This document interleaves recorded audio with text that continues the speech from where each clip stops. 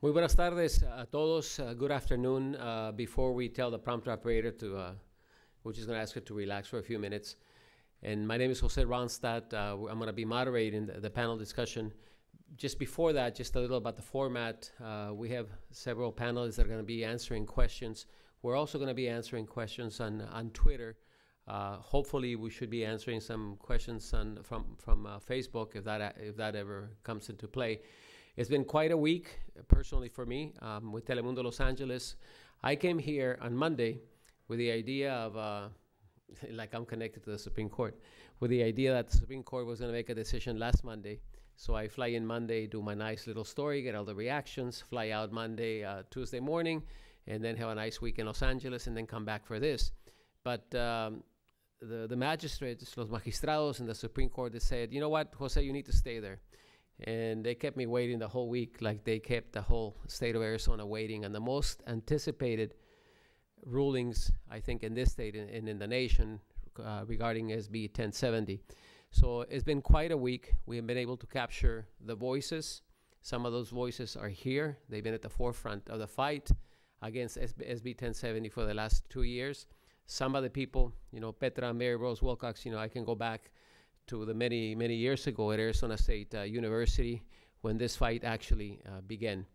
And this is just part in television that we call ad-libbing.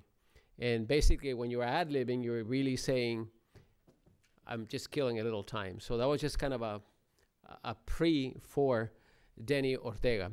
I've known Daniel Ortega since he was a student at Phoenix Union High School, and he was involved in the first actual protest at Arizona State University when we took over the administration building. Since then, Denny has shown a true commitment to this community. He's been at the forefront of fighting for immigrant rights. He's a very successful lawyer. I had the pleasure of doing a 45-minute interview for radio last week.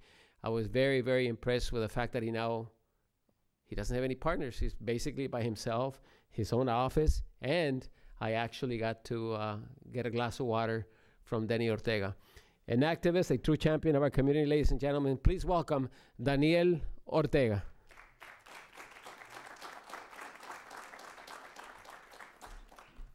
Good evening.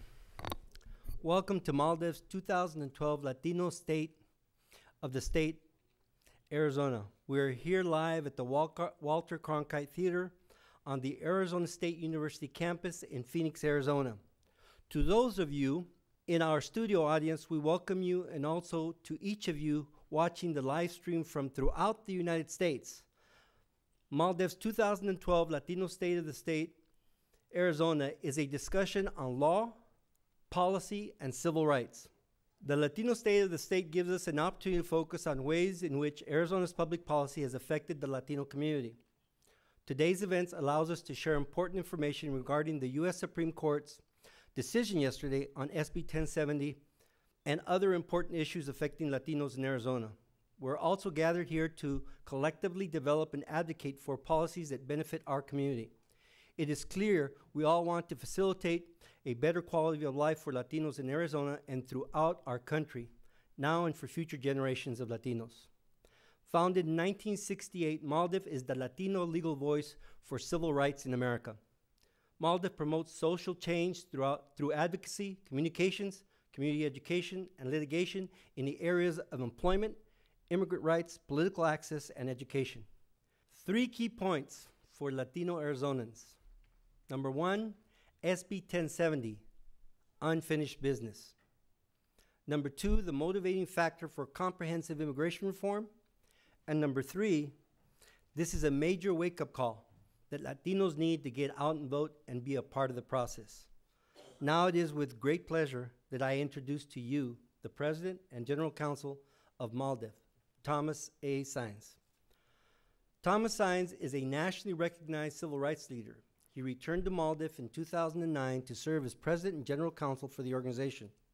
During his 4-year departure from MALDEF, he served on Los Angeles Mayor Antonio Villaraigosa's executive team. Tom's commitment to serving the Latino community and his strength of leadership have been demonstrated both in the courtroom, with oral arguments made in the precedent-setting day labor rights case out of Redondo Beach, California, and outside the courtroom with the expansion of the organization's litigation docket under his direction. We have seen innovative and successful efforts to protect the Latino vote during the 2010 census and through redistricting planning and implementation of legal battles across the nation. Thus far in his tenure, as the head of the law firm of the Latino community, Tomas has increased the number of lawsuits MALDEF has filed. He led the organization to pivotal legal victories that protect the rights of Latinos across our nation. Please give a warm welcome, very warm, welcome to MALDEF's President and General Counsel, Tom Saenz. Tom, thank you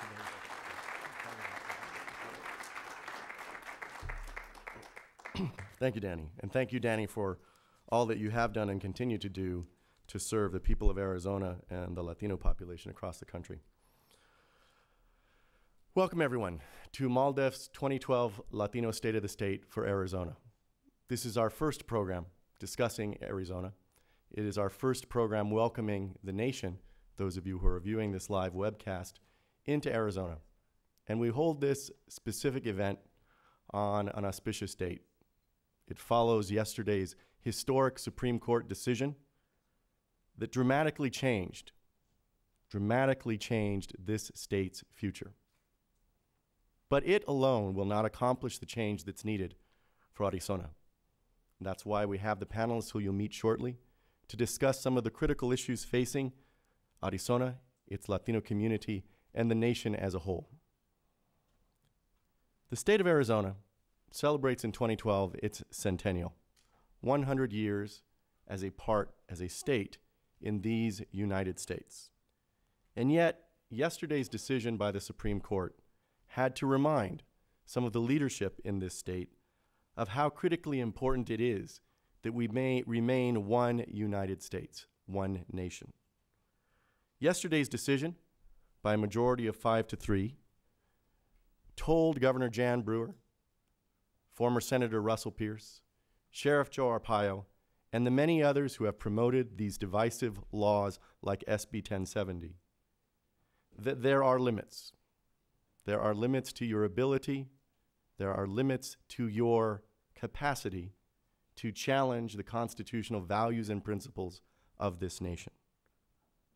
Ultimately, what the Supreme Court majority decided is just one step in ultimately imposing those limits on what these leaders of Arizona seek to do to this state and, more importantly, to the nation.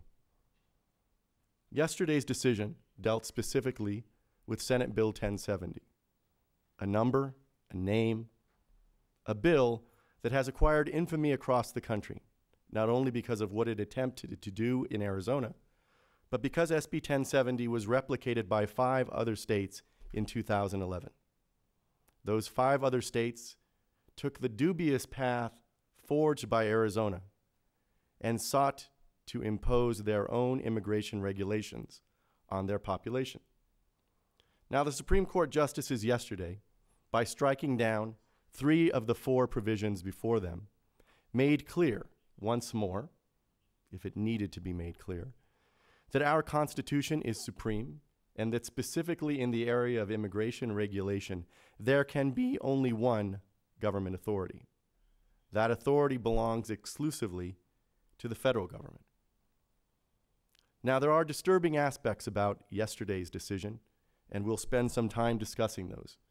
Specifically, we should all be concerned that the justices on the Supreme Court failed to appreciate the very terrible and ultimately irreparable harms that would be visited upon human beings, residents of Arizona, if this state is permitted for even one day to follow the policies embodied in the section that they allowed potentially to go forward. That section, the most infamous of all of the provisions in SB 1070, which would mandate that law enforcement officers make a determination of whether they have a reasonable suspicion that any person they detain is undocumented. That mandate, which we know would result in widespread racial profiling, because officers would be left with no training, with no ability to enforce such a law without relying upon stereotypes about the undocumented. The justices failed to appreciate that even on a test basis, allowing such a law to be implemented would visit tremendous harms not only on the individuals who might be detained, who might be questioned, who would be profiled, but also on all of those residents of Arizona who would fall within the terrible dragnet.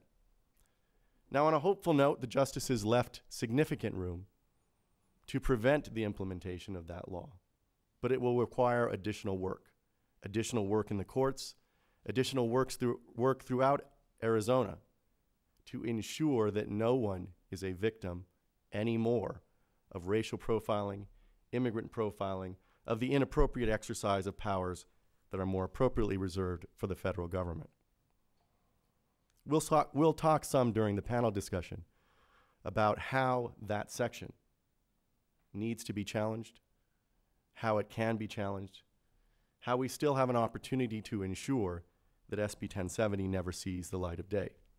It's important to say all of that because the leaders of Arizona, Governor Brewer, Sheriff Arpaio, former Senator Pierce, apparently read a different decision than the rest of us, as they have declared some sort of victory, when in fact the Supreme Court struck down a majority of the provisions before it and put significant obstacles in front of any implementation of the single remaining provision that the court considered. But in this Latino State of the State, we will be discussing more than just SB 1070, which, as I mentioned, has acquired a particular reputation, a particular notoriety across the country, because that notorious bill inspired other states to similarly enact racial profiling provisions in their own laws. But we're here not just because of SB 1070. In 2010, when that bill was signed by Governor Jan Brewer, the state of Arizona took two other steps that I think we need to draw additional attention to. And these bill numbers, proposition numbers, should acquire the same notoriety as SB 1070. The first is House Bill 2281. Now, this is a provision that has received some attention, but not the national attention that it should have. It was and is an attempt by the state of Arizona to restrict the equal educational rights of Latino students by banning Mexican American studies, a program with a long history of improving educational outcomes, a long history of basically informing residents of Arizona of all races about the significant contributions that the Latino community has made and will make in the future to this state and to the nation. The state of Arizona, through HB 2281, has sought to prevent the Tucson School District from continuing to provide Mexican American studies courses.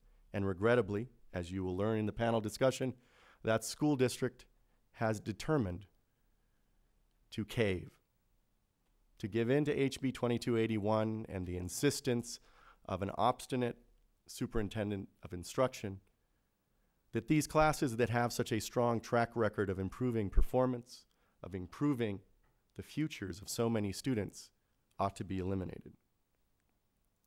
And in that same year, in 2010, Arizona voters enacted Proposition 107, another number that we should have greater familiarity with.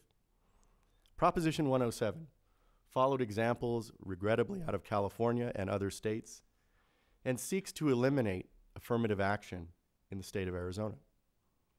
By barring any quote-unquote preferential treatment, the proposition would in fact prevent important progress in ensuring equal educational, employment, and business opportunity for all residents of Arizona.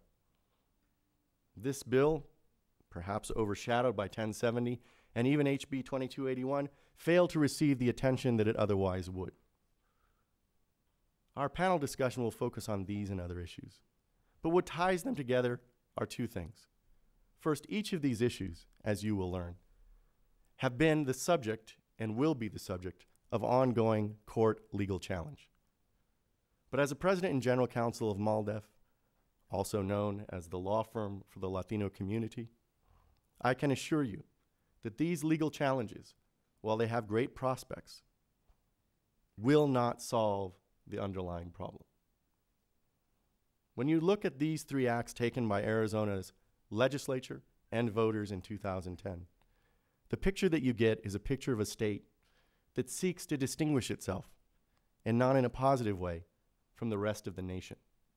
Specifically with SB 1070, Arizona seemed to proclaim, and indeed in the very intent language of SB 1070, by embracing a separate policy of attrition through enforcement, openly proclaimed its desire to have its own immigration policy.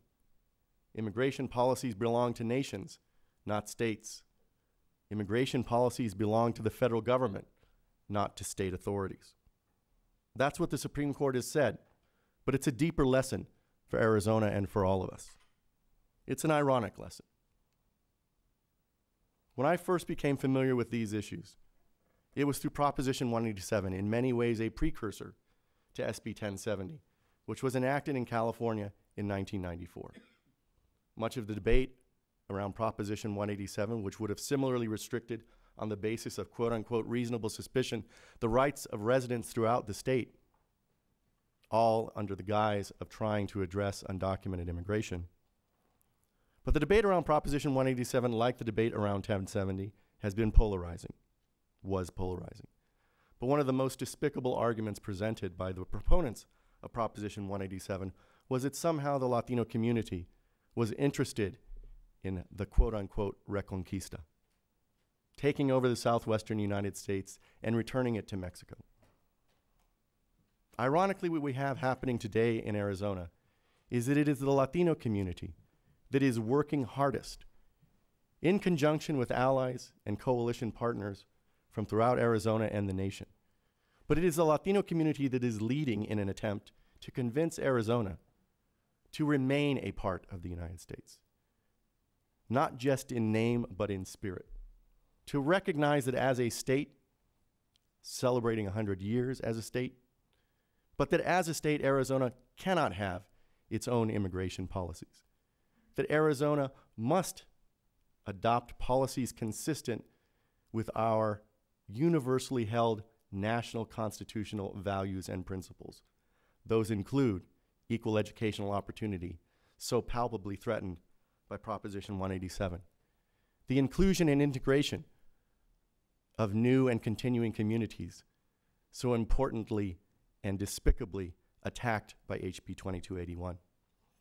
These national values, of course, also include the importance of integrating our immigrant community, of recognizing the humanity of every person who comes here, of recognizing the importance of every person who comes to the United States to the future of this nation.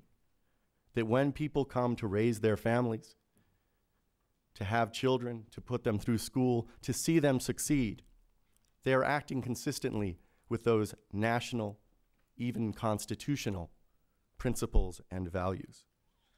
Arizona's leadership in 2010 lost that understanding.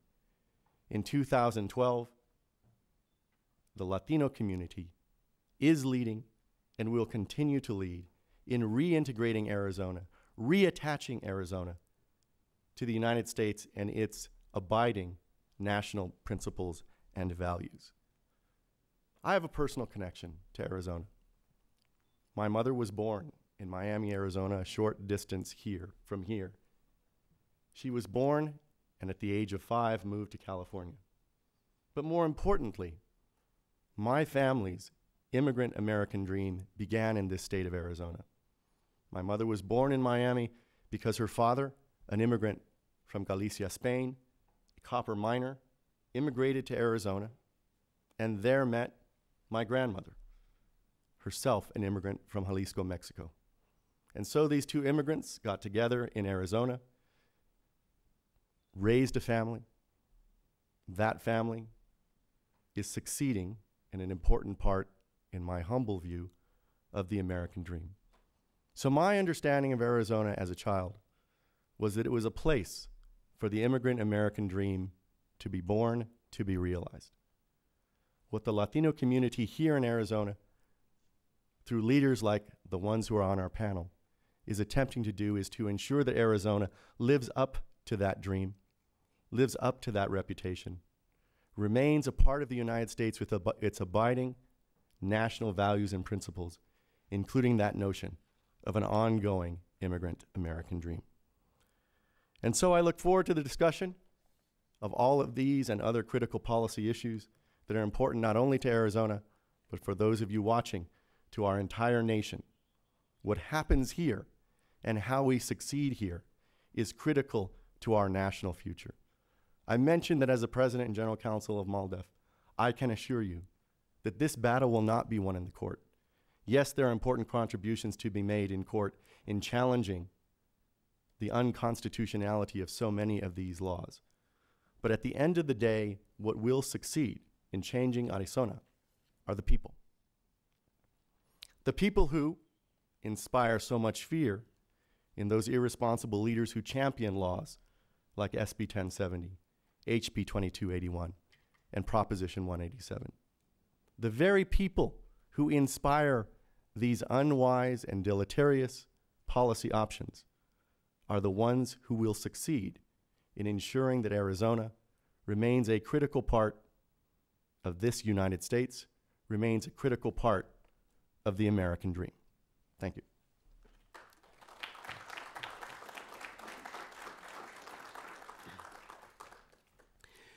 Muchas gracias, Tom. Thank you, Tom. We're going to get started with MALDEF's 2012 Latino State of the State. We're pleased to have with us, and I would like for you to meet some of our members on this panel. Silvia Campoy. Silvia Campoy is an educator. She's an activist. She's also a plaintiff representative in the Tucson school desegregation case. Next, we have Carlos Garcia, Executive Director for Puente. Carlos has been at the forefront of the fight with the Puente movement. We're going to hear some of the ideas that he's been exposing all week in his reactions to, one, the decision of the Supreme Court, two, Joseph Arpaio, the sheriff that he wants out, which is usually when you meet Carlos Garcia, his first salute is not, my name is Carlos Garcia. He usually says, get Arpaio out, and then he tells you his name. So Carlos, we welcome you also on this panel. Next, we have Petra Falcon. I've known Petra since our days at Arizona State University. She's the Executive Director for Promise Arizona. Promise Arizona is a new membership organization whose mission is to recruit, train, and support a new generation of leaders from across the state to make a difference in the lives of immigrant families. And finally, I have another former Sun Devil, the old days at Arizona State University, the Honorable Mayor Rose Wilcox, District 5 Maricopa County Supervisor. She's serving her 5th term, 4-year term on the board of Maricopa County. She's also the first Latina to ever serve on both the Phoenix City Council and the Maricopa Board of Supervisors. To all of you, a big round of applause, and also our thank you on behalf of MALDEF for joining us.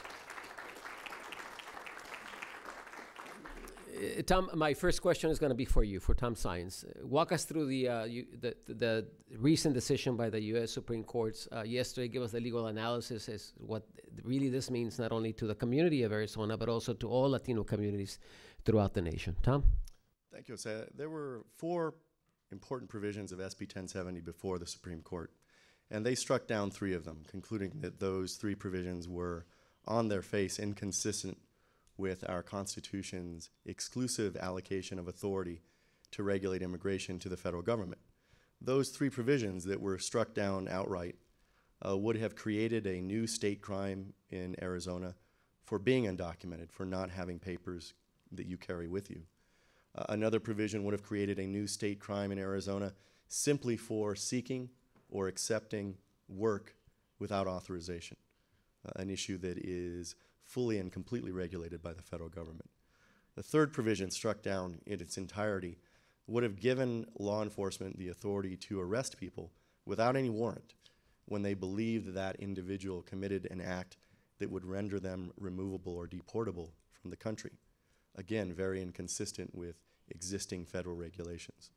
Now, the 4th provision, the most troubling provision, is a provision that the Supreme Court majority chose to reverse the issuance of an injunction. That provision is the one that got most of the attention when 1070 was enacted, it would not just permit but require law enforcement to determine each time they stop, detain, or arrest someone whether they have a reasonable suspicion that that person is undocumented. And if they have that reasonable suspicion, to then attempt to verify the individual status. But it's important to note that while that is I believe, an erroneous decision, one that is not informed by an understanding of the very serious harms, as I mentioned, that would accompany any implementation of that provision, the Supreme Court justices still made clear that there are significant obstacles to be overcome before that law, that provision, can ever be implemented. They specifically noted that there are significant questions about how broadly sweeping that provision is. They made quite clear that if it sweeps too broadly, it is unconstitutional. Specifically, they noted that there would be constitutional problems if the one and only reason an officer was detaining someone is that they thought they had violated immigration laws. They also indicated there would be constitutional problems if someone were being detained by a state or local law enforcement agent or in custody on the basis of immigration violation without federal direction and supervision. Those are some of the significant questions that the justices believed needed to be answered. Those questions need to be answered before implementation occurs, and it's therefore important for everyone to understand that today, the day after the decision, there can be no implementation of that section unless and until the district court, the trial court that initially entered the injunction, concludes that it can go forward. The Supreme Court made clear there may be other reasons, including evidence that wasn't provided as yet to the court. There may be other legal claims, including claims around racial profiling and the Fourth Amendment, which bars unreasonable, unconstitutional seizures. But there are many other potential ways to prevent legally this provision from being implemented. Now, that doesn't mean that we shouldn't all be very concerned about the fact that leaders in Arizona, including the governor, seem to assume that they now are able to implement this provision. We should be very concerned and vigilant about making sure that any attempts to implement this law are tracked and ultimately blocked. We have a legal process, according to the justices, still to go through, and that legal process will take time. Tom, briefly, on the three provisions that were thrown out by the Supreme Court, does that mean that those three provisions cannot become law in any other part of the country? That's a good question, Jose. It is binding Supreme Court precedent, so if there are provisions, any provisions like those in other laws, they also cannot take effect. I think it's also important to note that with respect to the provision for which there is still legal work to be done, all of those questions that the justices raised about how broadly sweeping that mandate to law enforcement was would apply to the other laws that have been passed in 5 other states. So the Supreme Court raised serious questions for all of those provisions, in some cases making it clear that they can never be implemented, and in other cases making it clear there are still significant legal hurdles, there are still significant legal proceedings to occur before any implementation. Thank you, Tom. And to the many people that are following us via live stream, we'll remind you that we'll come back with each of the panelists to hear their personal opinions on the provisions that were thrown out and also on the provision that was left. Mary Rose Wilcox, we talked a lot in the last 2 years about the economic boycott as a result of SB 1070. What has been the impact on the state of Arizona since the passage of SB 1070? What has been the impact economically?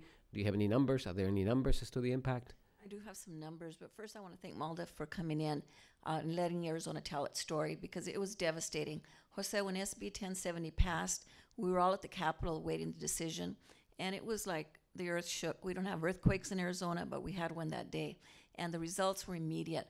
The tourism industry, 141 million cancellations almost within the first 6 months of SB 10 of the passage of the bill. It was devastating, and it was just a picture of what was to come. I'm on the tourism board, and the bookings for the year 2014 and 2015, which should be very heavy, are very, very slight. People just don't want to come to Arizona. We lost school children in 2 of the heavy school districts in the Latino community. heavily populated Latino community. In Roosevelt School District, we lost 1,000 kids within the first 6 months, and we had to close 2 schools. Cartwright District, which is our west side, very heavy Latino area, we lost about 700 kids and had to close a school. Those numbers have never been made up. We also lost about $10 million in sales tax revenue the first year, and it kept getting worse and worse. One of the things that was just devastating is people did not want to come to Arizona anymore. And we have no idea how many businesses that were relocating here at a pretty fast pace just weren't even calling anymore. We knew from the Greater Phoenix Economic Council that we didn't get the calls we used to. People who used to want to come in, they used to want to talk to business people and see what are your incentives for bringing us here. We just didn't get them. We began losing jobs. The first 3 months, 3,000 jobs were unaccounted for, and it kept climbing. The situation began to improve, but one of the things that has not helped is the image that Governor Brewer, Sheriff Joe Arpaio, and former Senator Russell Pierce, who has been recalled, sent throughout the country and the world. People saw their images, and that just said, what kind of business climate do you have when you have such hate going on? So it's been very devastating.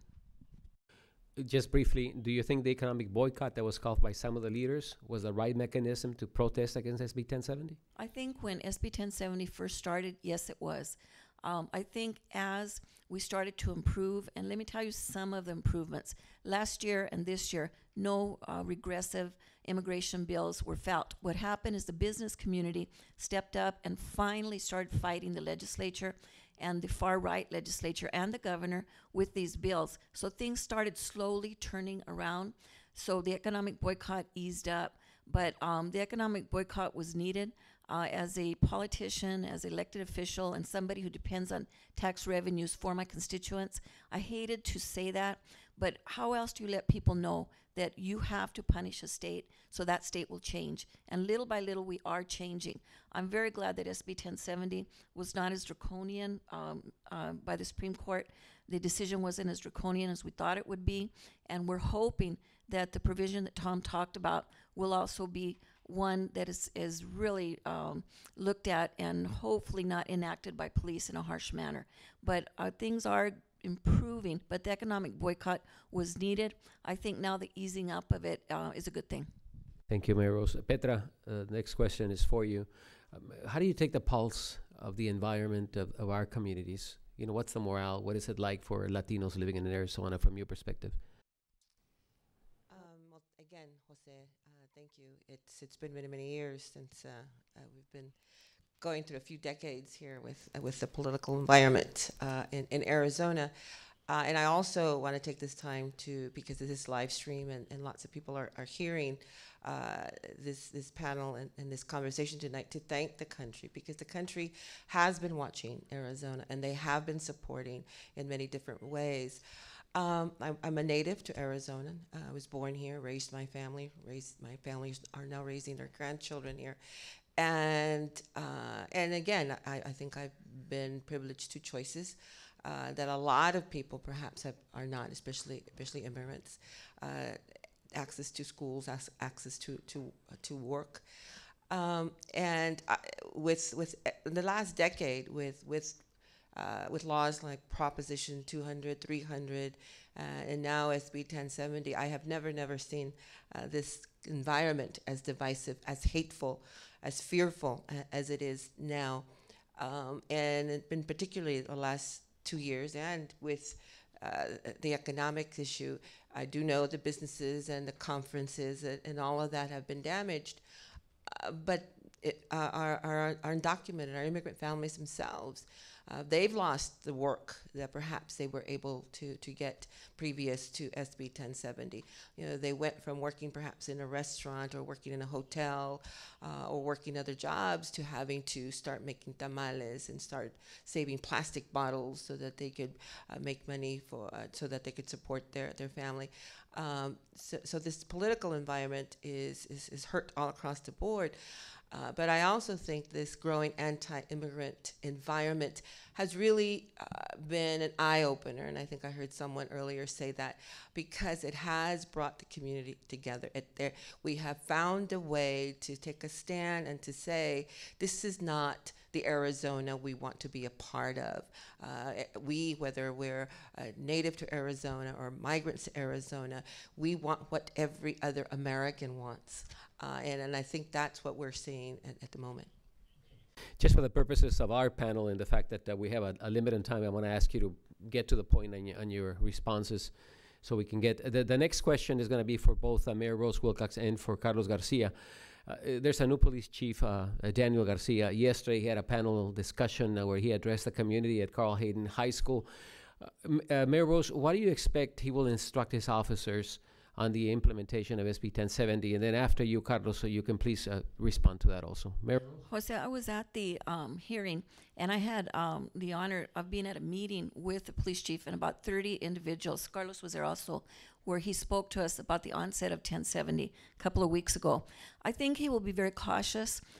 We are very fortunate that the Phoenix City Council hired a Hispanic police chief. He knows the language, he knows the culture, he comes from Dallas, and I think that is going to be very good for us. He has to implement the law if it comes about, but he will be very cautious that training is taking place, that people don't unnecessarily stop people. I think one of the things he'll watch for is rogue policemen. We have had quite a few in the past, and you know, he can't control the sheriff. Nobody can. But I think hopefully the Justice Department can. But I think he will look very hard at any Phoenix employee who misuses their police powers. So I'm optimistic, but I think we're going to have to watch it real close. Carlos? I think there's a secret that not many people know, is that the city of Phoenix has actually been pretty much implementing SB 1070 since October of 2010. In response to SB 1070, they shifted their policy to one that now allows them to investigate anyone that they detain, witnesses or victims, at the police officer's discretion. So a lot of folks don't know, but the city of Phoenix is actually implementing SB 1070, detaining and putting that fear in our community. Sheriff Joe Arpaio gets a lot of the attention for doing this, but the city of Phoenix has been implementing this, and the hurt has been felt in our community. I think our community no longer trusts, whether it be Sheriff Arpaio or the police department here in Arizona. You and your organization have any faith in the new chief? Yesterday, Janet Napolitano took away 287G from every police agency in the state of Arizona. I think we have to be very careful. I think we could look at the example of Los Angeles, who has a friend of ours who is a mayor and has a lot of friendly folks working for that government, but yet it's the place that deports more people than Phoenix. So I think we have to be careful. Folks are friendly. Daniel knows our community, knows our language, but I think it's very important for us to find ways to keep them accountable. In a press conference yesterday, via more of a teleconference, ICE officials from ICE, from Homeland Security, basically said that they're gonna have a cooling off policy towards Arizona as a result of the Supreme Court decision, basically saying that if they stop you, ICE might not respond and not come and pick you up or pick me up. How do you react to that? Once again, it's hearsay. It's until we see the actual numbers in our community not being deported, we'll believe it. I think the response yesterday of taking away the 287G is something that will not fool us. We know that's a program that's being phased out and replaced by secure communities. So again, it's going to be important for us to keep the information coming from our community, understand the numbers, and really hold those officials accountable. Tom, does that have any impact? I'm sorry, Mary Rose. We've been burned so bad that we're down in promises, and we have to prove. It's going to have to be proven to us, but we will work with the police chief, and hopefully he will prove to us that he will be a lot better than anybody else. Tom, this taking away the 287G, does it really mean anything when secure communities is still in place? Well, I think it has a very limited meaning. It's largely symbolic. I think it's an important symbolic gesture about how Arizona has really so severely departed from what are federal priorities. But nonetheless, we should all be very concerned about secure communities, which is replacing 287G and being applied universally in sequence across the country. Its track record has been abysmal. It has resulted in the removals of folks who are peaceful immigrants who have raised families here. It's resulted in splitting apart families. It has not had the targeted effect only on priorities, which are specifically those who have been involved in criminal enterprises. That is not how it has been implemented. So I think the skepticism is well deserved. Even when there are very positive pronouncements, we have to work together as a national community to be very vigilant about monitoring implementation. We had a very positive announcement, for example, almost 2 weeks ago about deferred action for Dreamers. But I think it's quite clear that we have to work together with the administration to make sure that that policy is implemented everywhere across the country, because we've had positive pronouncements about prosecutorial discretion in the past, and then there is, at best, uneven implementation across the country. So when we get positive pronouncements, we have to absolutely ensure that we are vigilant in monitoring and working together to identify where those positive practices are not being followed, and insist that they are followed. Yeah, I haven't forgotten about you, Silvia Campoy.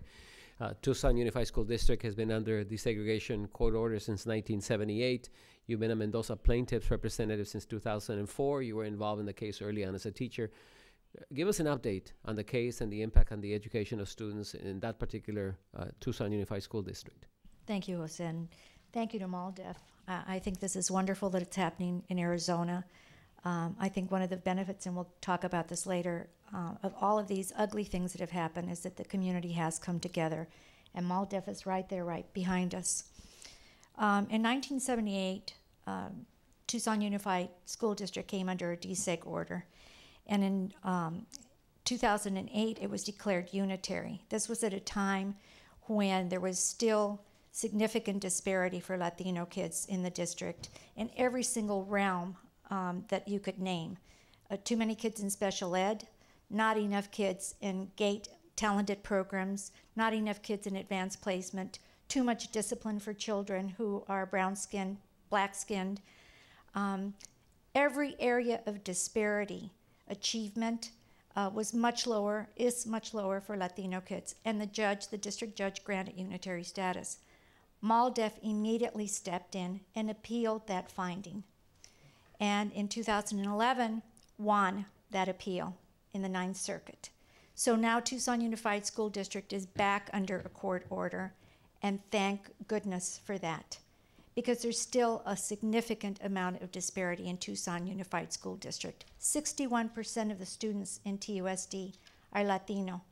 That means that the disparity impacts mostly Latino students, poor Latino students, middle-class Latino students, even upper middle class and wealthy Latino students, because discrimination still exists.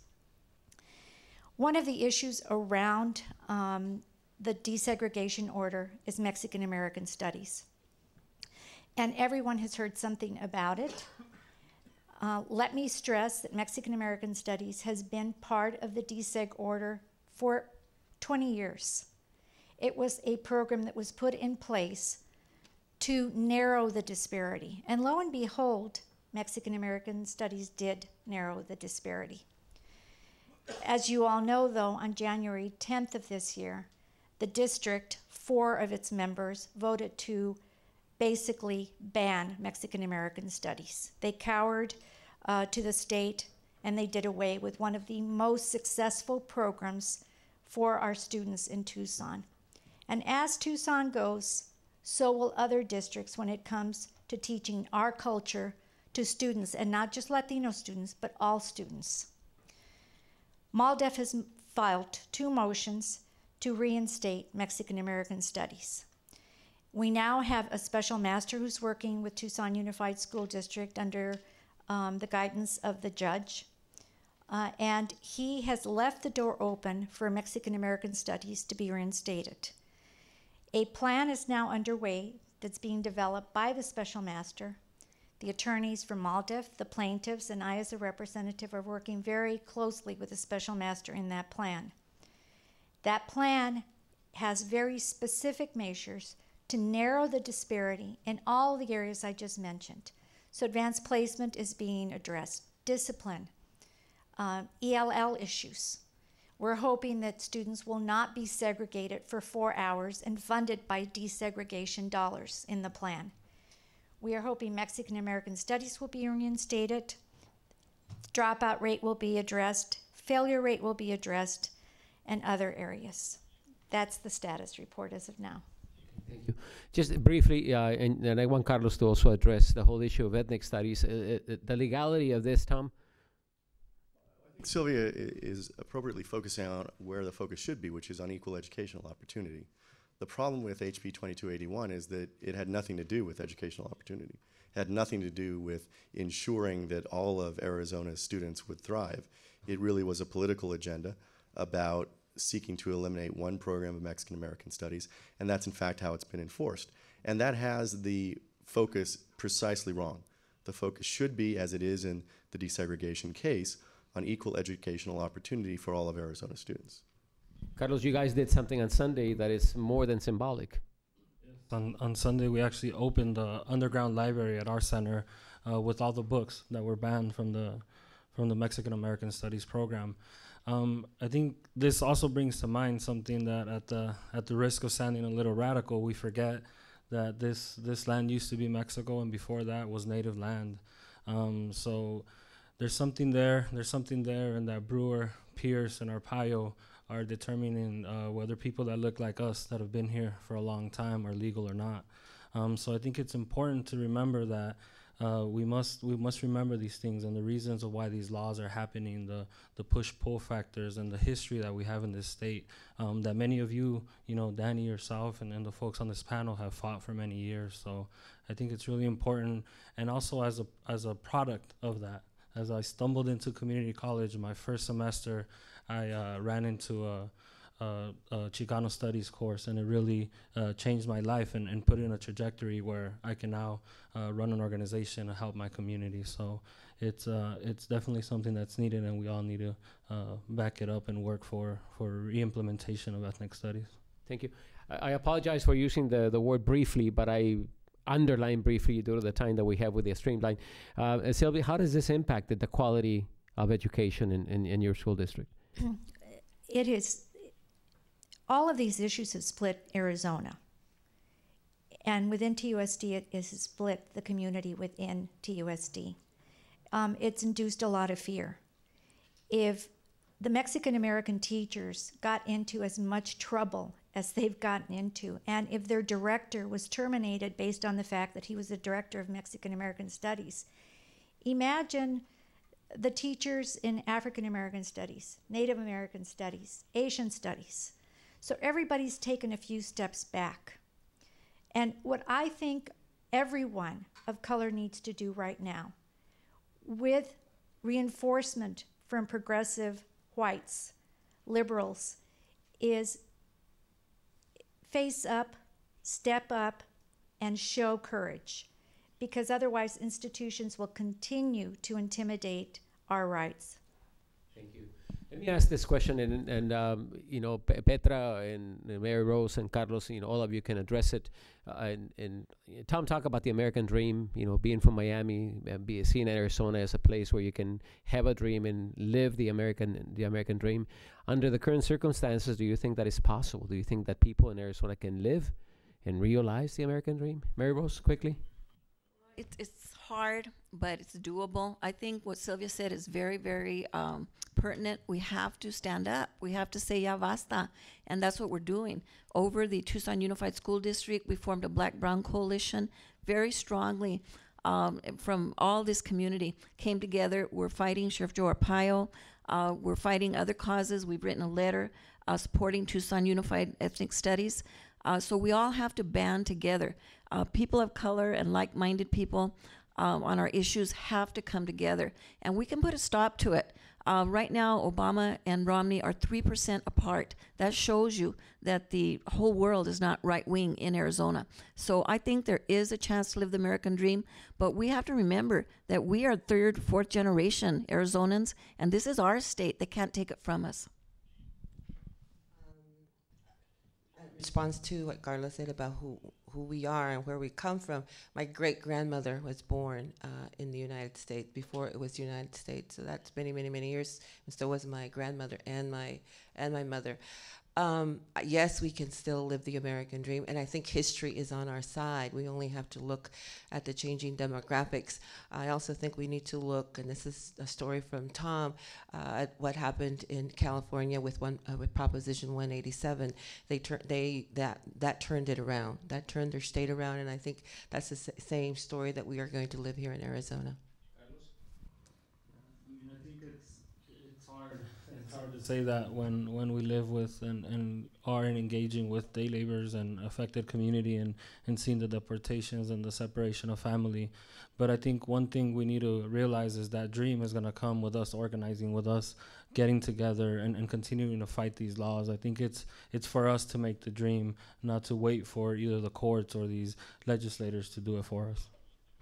Take one of the questions from Twitter, and this comes from @JRedden. And the question is, what can we do to prevent Arizona officials, specifically to prevent the Joe Arpaio's of the world from doing what they do? Tom, you want to address that first? Sure. I think, first of all, it's critical to work together as a community to use many different avenues to challenge these kinds of actions. Court litigation is one avenue of challenging them. Organizing and getting the community informed is another critical avenue. And a third, and perhaps the most critical avenue, is really getting people to vote and to participate. I mean, these are choices that Arizona has made or has had made, not by all of Arizona. And that's because not all of Arizona is participating.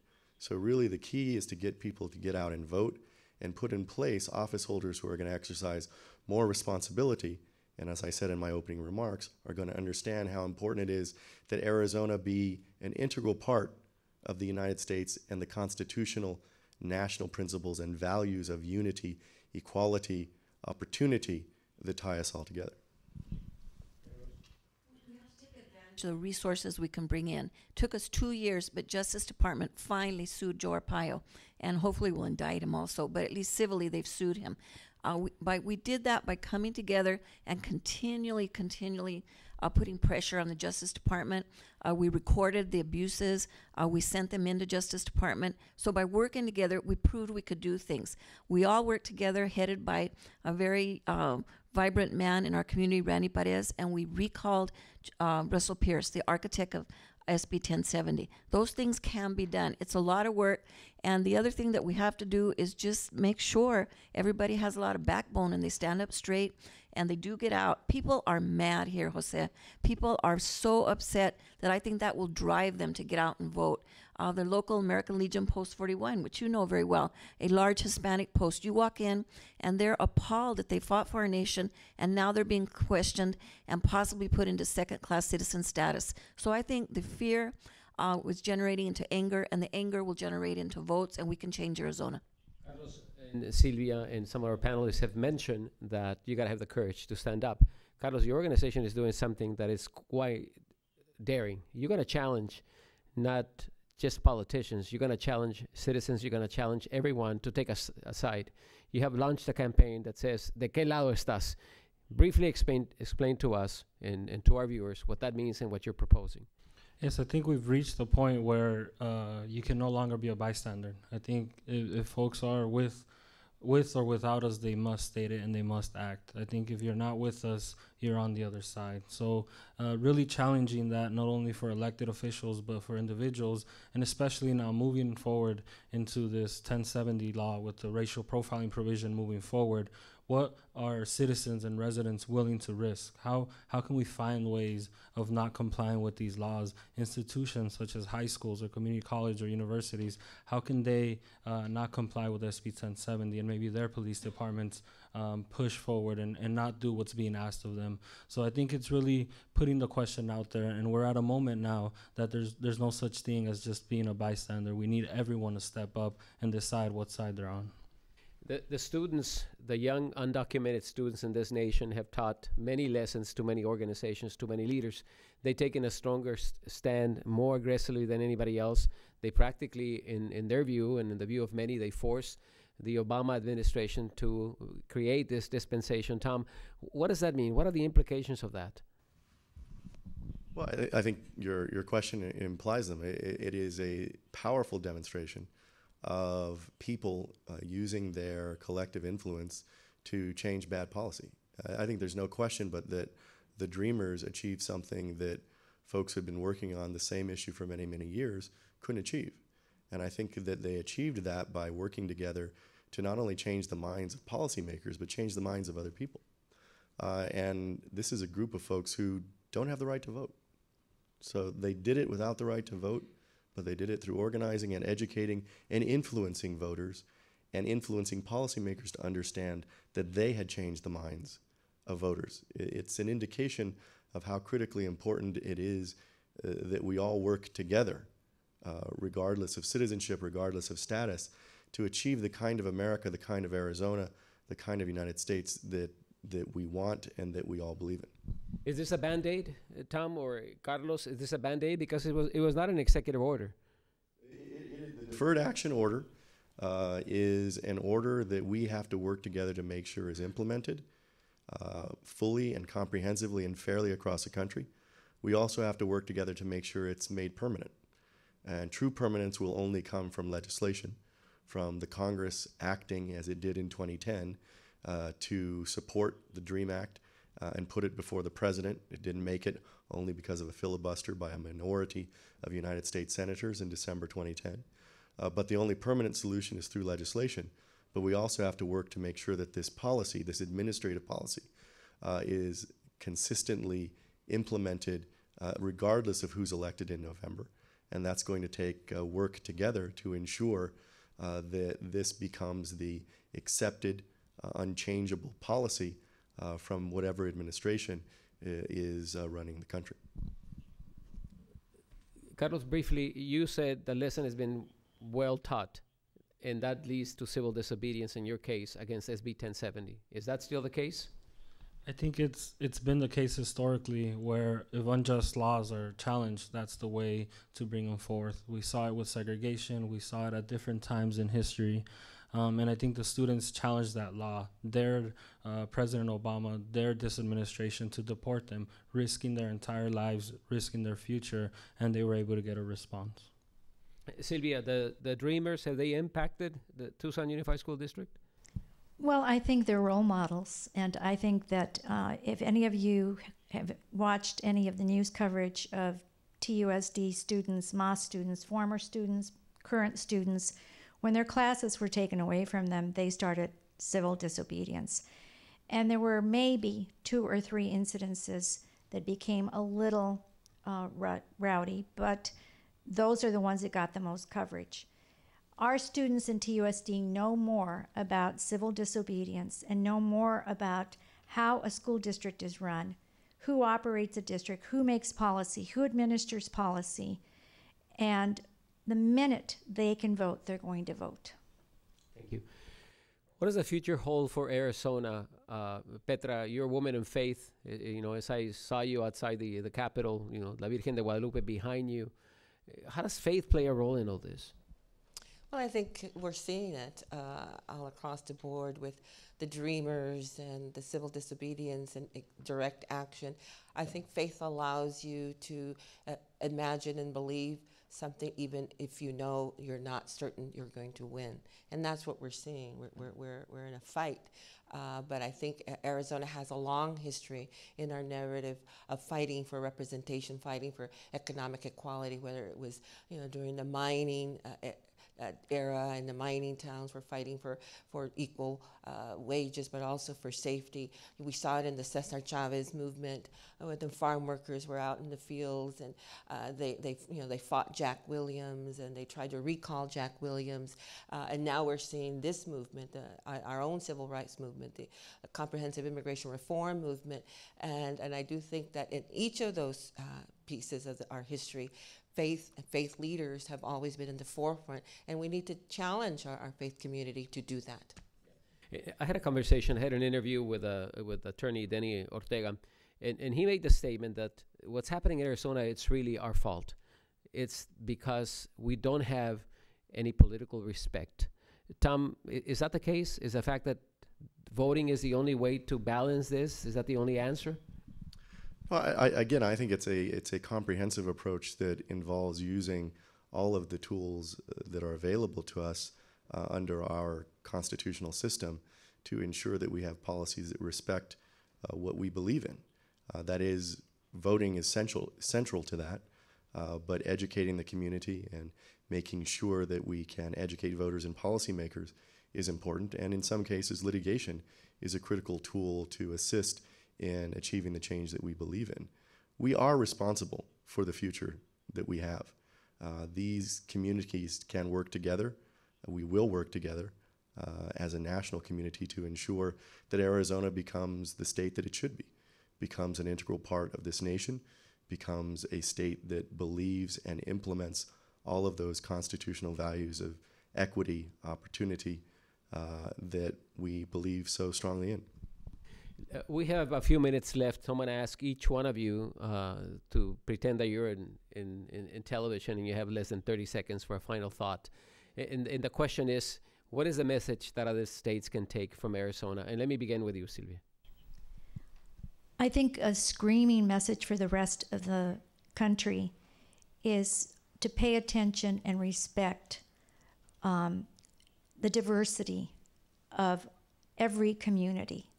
The minute you start disrespecting it, the minute you start taking rights away, the minute you start acting superior and righteous, there will be a fight back, and it divides communities, and it's unnecessary.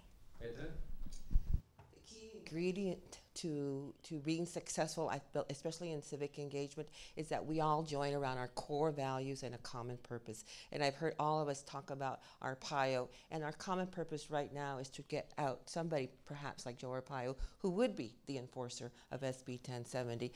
And I do think that our future is bright because we've been seeing it in the last 2 years, especially with the increased voter participation. Mayor Rose? You know, I think right now in Arizona, we have to remember people got complacent. We were all going along. We had Janet Napolitano for our governor. Things were rosy. We had Terry Goddard for our attorney general. And all of a sudden the world changed and we didn't pay attention. We elected a very right-wing legislature. Jan Brewer became governor, and things turned for the worse. And people had to wake up. It was a wake-up call. So now that we've woken up, don't go back to sleep. You know, we're always saying we're a sleeping giant, but we're moving. We're moving now, and the Dreamers are part of that movement, and they've led by example. We've got to follow them. So there's hope in Arizona. There's esperanza here that we have to take advantage, and the only way we're going to change it is by getting out, and su voto es su voz should be our rally call. I think it's continue building power. I think a state that's now known for its bigotry is going to change and be known for its thriving human rights movement. I think all of us here are going to work together, fight together, and build a movement that's going to change this state and also hopefully change this country. And one thing is really being led and remembering that the undocumented, the affected community is who's going to lead us out of this mess that Arpaio, Pierce, and Brewer got us in. Thanks, Jose. In my opening remarks, I talked about the Reconquista slander, the notion that somehow Latino communities are divisive or a threat to this country. We see that too often in a lot of what is going on. HB 2281, on its face, targets those programs that are separatist and divisive and seek to overthrow the government. And it is a law that's used against Mexican-American studies. We see throughout our history that these targeted communities, immigrants, people of color, are so often depicted implicitly or explicitly as somehow divisive or a threat to the nation. And the irony is that today these communities, these targeted communities, by organizing, by seeking to change these policies, are really saving this nation and its values that we've talked about of equity, of opportunity, of freedom, those values of cohesion, of unity, of national purpose. All of the values that are being promoted by these targeted communities when we organize and work with our partners and our allies to ensure that policies change. So it's important that we all realize as we go about doing this work that we are the ones who are working consistently with what this nation has stood for, imperfectly throughout our history, but what this nation has stood for, the reason that so many of our families, whether in this generation or in prior generations, came to this country. Our work in trying to change these policies of divisiveness, nativism, and racism, our work is the work that's consistent with our national traditions. Thank you, Tom. I want to thank all the panelists and just finish with some final thoughts on this. One, we must pay attention to what is going on in Arizona. Two, people that are listening to us, people that are viewing us, and people that are here, you must take this fight also to mainstream media. You cannot just do it by going to Spanish media and hoping that they cover your story. Mainstream media has a responsibility to carry on this message and the responsibility to force them to cover those communities. It's upon us, it's upon you, it's upon everybody else.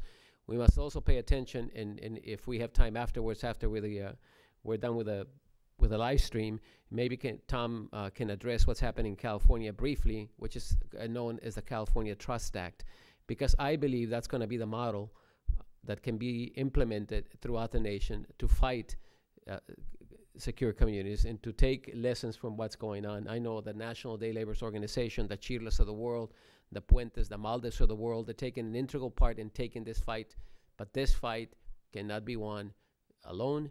I agree with Denny Ortega. We must gain political respect, and I really admire, Tom, the work that MALDEF is doing. Not only are you the true lawyer of our community, you're also the real cop of our community, the ones that's watching over. To all our panelists, we thank you for being with us. I'd like to ask for a big round of applause. To all the audience here, thank you very much for joining us.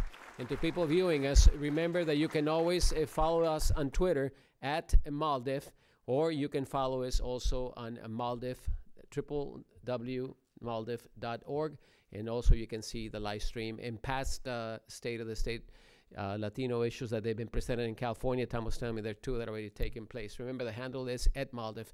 Muchas gracias. Gracias por estar con nosotros. Muy buenas noches.